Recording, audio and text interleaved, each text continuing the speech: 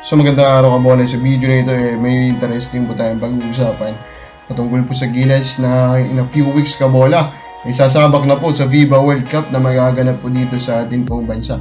Nakabili ka na ba ng ticket Kabola? No, this will be historic. Malamang in our lifetime hindi na po ito mauulit.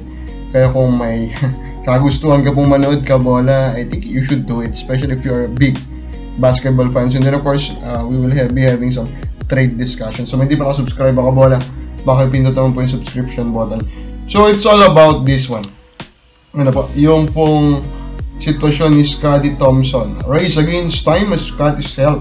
His status is still uncertain for the World Cup. So Scottie Thompson nga po, meron pong injury sa kanyang kamay Kabola.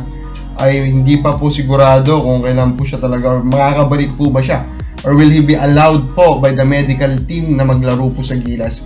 Unfortunately po, the earliest na pwede siyang sumali sa practice talaga ng full is August 18 kasi dun pa lang po siya ulit X-ray Kabola, dun pa natin malalaman kung pwede na ba or hindi. In short, that is a very short amount of span na lang po na makapag-practice po siya with our national team. And that's currently po the dilemma of the Gilas coaching staff Kabola about it. Even si Coach Shot Reyes Kabola medyo alanganin na. I think that's going to be too difficult, sabi niya, regarding nga po dun sa August 18 po na pagka-clear niya po nitong si Scottie Thompson Kabola. And I do agree Kabola, no? That's already a very short amounts po of time for him to practice. Kumbaga, kung kritiko ka nung kay Soto na ilang weeks lang po maka-practice, ano pa dito, diba? Mas malala pa to Kabola. Although, of course, respect to Scottie Thompson, he is really doing everything that he can do. Napakadami na pong video na malabas dyan. He's still practicing with the hands po na pwede niyang gamitin, diba? Trying to improve things that he can improve Kabola. Diba? Kasi gustong-gusto niya talagang makalaro po Kabola. Pero the big question now is, will Gilas take the risk Kabola? Kahit pa sabihin mong playable po siya during the FIBA World Cup, still, diba? He is the point guard. Most of their plays, siya po yung una magde-decide kung anong gagawin, diba? So, familiarity, yun po magkaka-issue doon Kabola. And of course, yung overall chemistry with the team, diba Kabola?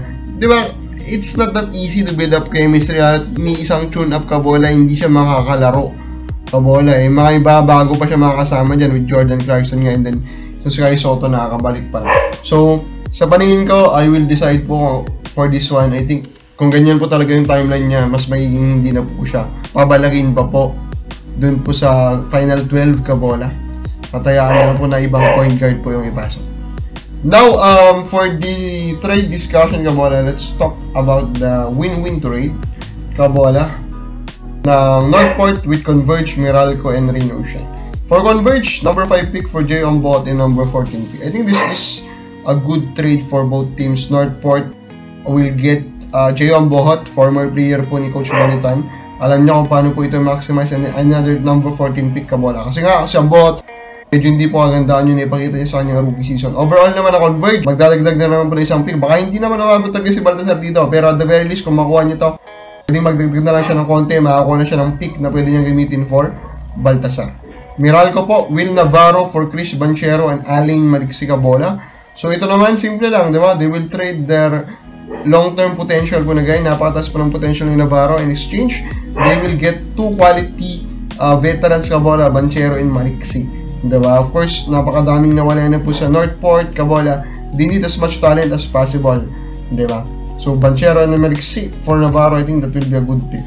Rain or Shine naman, number 5 for Bo Belga and Andre Caracol. Palingin ko po, Rain or Shine, dapat po ang kanila pong outlook pa rin is long term. So getting another pick here in exchange for the veteran superstar Bo Belga and Andre Caracol will be worthwhile for them. While ito naman pong Northport, they will get that starting big man that they need Kabola and another point guard. Kabola, sa palagay mo, okay ba ito mga trade ito? Comment lang po sa baba.